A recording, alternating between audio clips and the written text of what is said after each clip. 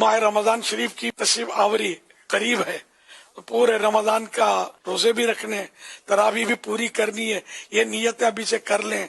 और ज़ह नसीब ज़ह नसीब ज़ह नसीब, पूरे माह रमजान का एहतिकाफ भी अगर हो सके तो कर लीजिए। फैजान मदीना आलमी मदनी मरकज में कर लीजिए, दुनिया के दीगर मुल्कों से भी वहाँ तशरीफ लाते हैं अल्हम्दुलिल्लाह।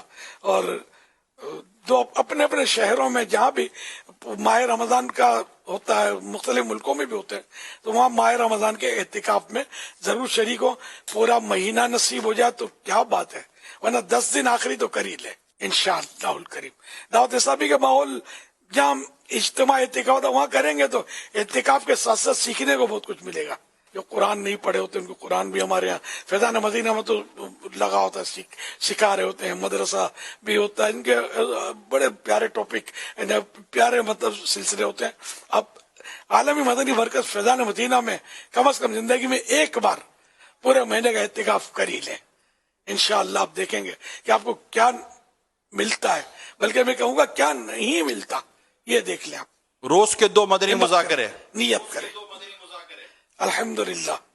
असर के बाद भी मदनी मुज़ाकरा और तरावी के बाद भी मदनी मुज़ाकरा, आलमी मदनी मरकज़ फैज़ान मदीना से मिल सुन्नत बराए रास्त ये मदनी मुज़ाकरा फरमाते हैं। हुज़ूर ये माह रमज़ान का आप तज़किरा फरमा रहे हैं, तो क्या आप यहीं आलमी मदनी मरकज़ फैज़ान मदीना में ही पूरा माह रमज़ान आप नियत कर चुके? इंशाअल्लाह करीम मेरी तो खुराक है यार। अगर आप मुझे बोलो ना कि भाई तुमसे हम यौमिया डेली 1 लाख रुपए लेंगे तो फैजान मदीना में बैठने देंगे हम एहतिकाफ में, तो मैं तो खुद तो इतनी रकम नहीं है, कहीं से इंशाअल्लाह करके कर्जा करके भी शायद मैं बैठ जाओ फैजान मदीना में। ये मेरी खुराक है।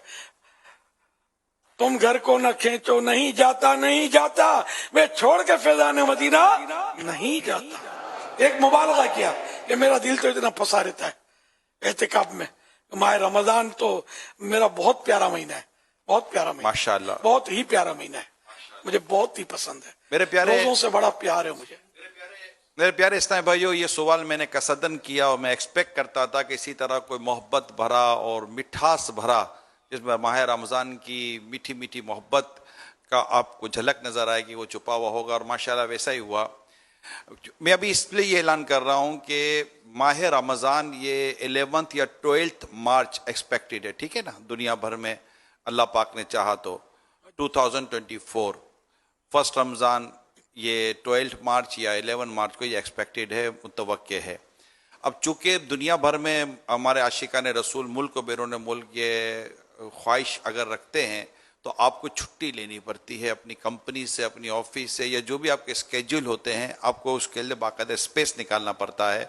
तो उसके लिए 1.5-2, क्योंकि मैं जब वापस जाता हूँ दुनिया में तो 2, 2.5, 3 महीने की इनकी प्लानिंग बनती है। इनको फिर वीज़ा प्रोसेस भी करें, क्योंकि बाज़ों को वीज़ा प्रोसेस करना होता है, वीज़ा प्रोसेस को भी तकरीबन 2 माह 3 माह लगते हैं दुनिया भर में।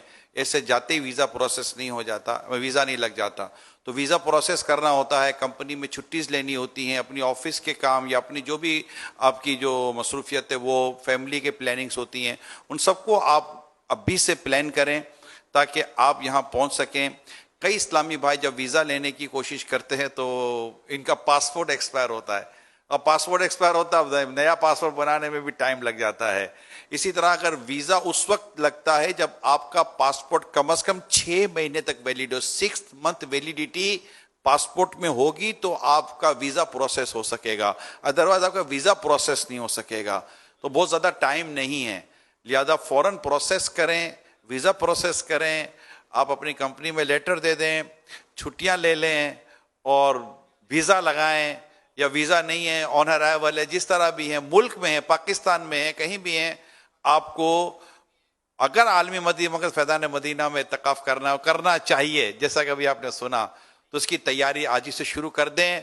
आ जाओ आलमी मदनी मरकज़ फैज़ान मदीना में लूटने फैज़ान रमज़ान, आ जाओ आशिकान रमज़ान फैज़ान मदीना में।